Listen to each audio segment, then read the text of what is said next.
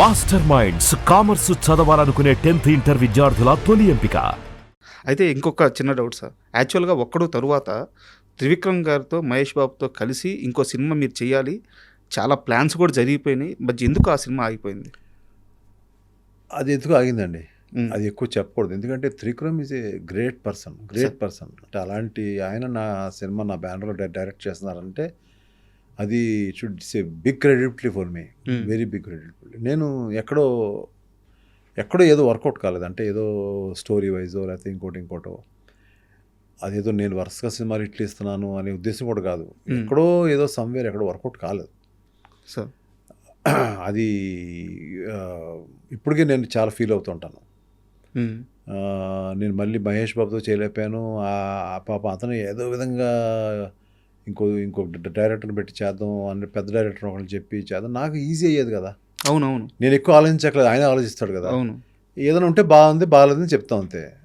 ఏదో ఎక్కడో సమ్వేర్ అండి, అది గుర్తు పెట్టుకోవాల్సిన విషయం కూడా కాదు అది. అంటే యాక్చువల్గా నేను ఆ హీరోతో మళ్ళీ ఎందుకు చేయలేదు ఇలాంటివి అడగను, కానీ మీరు ఇంటర్వ్యూకి వస్తున్నప్పుడు నేను ఒక సీరియస్ ప్రశ్న అడగాలనుకున్నాను. మీరు చాలా చెట్లకి పాదు తవ్వారు, ఎరువేశారు, నీళ్లు పోసారు, ఫ్రూట్స్ వచ్చే టయానికి ఆ ఫ్రూట్స్ తీసుకోకుండా పక్కకి వెళ్ళిపోయారు. ఇదే ఎంఎస్ రాజు గారు ప్రభాస్కి ఒక స్టార్డమ్ వచ్చిన తర్వాత సినిమా తీస్తే 100 కోట్లు మిగలవా? మహేష్ బాబుకి ఒక స్టార్డమ్ వచ్చిన తర్వాత ఇలాంటి టైంలో ఒక సినిమా తీస్తే 100 కోట్లు మిగలవా? ఎప్పుడు ఎక్కడ మళ్ళీ ఆ ప్రయత్నం చేసినట్టు ఎక్కడా కనిపించరు. మీరు ఒకరిని వెళ్ళి సినిమా అడగరు, కష్టమంతా మీరు తీసుకుంటున్నారు, సుఖంలో మొత్తం వాటా అడగట్లేదు. వాళ్ళ సుఖం ఎందుకు అవుతుందండి? సుఖపడే సమయం. వాళ్ళు ఎన్ని సినిమాలు ఉన్నాయి, ఎంత కష్టపడుతున్నారు, రాత్రి పగలు ఎంతమందికి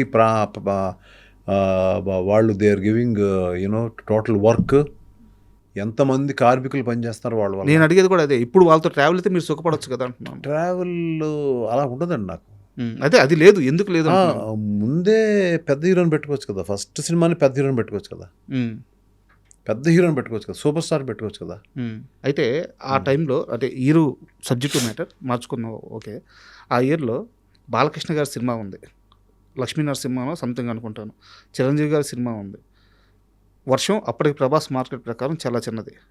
ప్రభాస్ గారు మీ దగ్గరికి వచ్చి, సార్ ఎందుకు సినిమాని ఆపుకుందాం, బాలకృష్ణ గారు చిరంజీవి గారు ఉన్నారని అది అడిగితే కూడా మెల్లగా చెప్పాడు. మరి నేను ఎక్కడ తిడతానని మెల్లగా ఇలా గోకుతో చెప్పాడు చోట. చెప్పండి ఆ ఇన్సిడెంట్. ఎందుకు మెల్లగా ఇంకా వారం తర్వాత వెళ్దాం అని మెల్లగా నసిగాడు. ఒకసారి చూశాను, ఊరికే అన్నాడు. అంటే ఇవాళ అంత ఎత్తున్నాడు ప్రభాస్, అతని గురించి తక్కువ మాట్లాడాలను కాదండి. అది ఏం జరిగిందో చెప్పాను, మీ జర్నీ కదా సార్, జస్ట్ అది ఏం జరిగింది చెప్తున్నాను. అతను కూడా ఫీల్ అవ్వడు, ఇలాగ ఎంఎస్ రాజులో చెప్పాడంటే ఎవరైనా చెప్తే ఫీల్ అవుతాడేమో, కానీ నన్ను ఎవరు ఫీల్ అవ్వరు సార్. నేను నువ్వు అనగలిగింది, ఒరే అనగలిగింది ఇండస్ట్రీలో చాలామంది ఉన్నారు. ఎవరు బాధపడరు, అందరూ ఎదురుండి అన్న కూడా బాధపడరు. వాళ్ళు నన్ను గురువుగా తీసుకుంటారు, ఒక ఫాదర్గా తీసుకుంటారు, ఒక అన్నగా తీసుకుంటారు తప్ప. సో అలాగని కావాలని స్టేజ్ మీద ఒరే నేను అన్నాం, వాళ్ళకి ఇచ్చే గౌరవం నేను ఇస్తా. ఆ రోజు ప్రభాస్ నన్ను అడిగినా కూడా లేదమ్మా అయిపోయింది, మనం వెళ్ళాలి, నువ్వు అప్పుడు గుర్తుందో లేదో షాపు నువ్వు కరెక్టేనా అని అడిగావు, నేను పెట్టుకున్నాను కదా, ఇవాళ బాగుంది కదా సినిమా, నువ్వు చూసావు కదా, నీకు నచ్చింది కదా, ఇది అంతే వదిలే అన్నాను. వదిలేశాడు. ఒక మొండి ధైర్యం అంతేనా? తెలీదండి.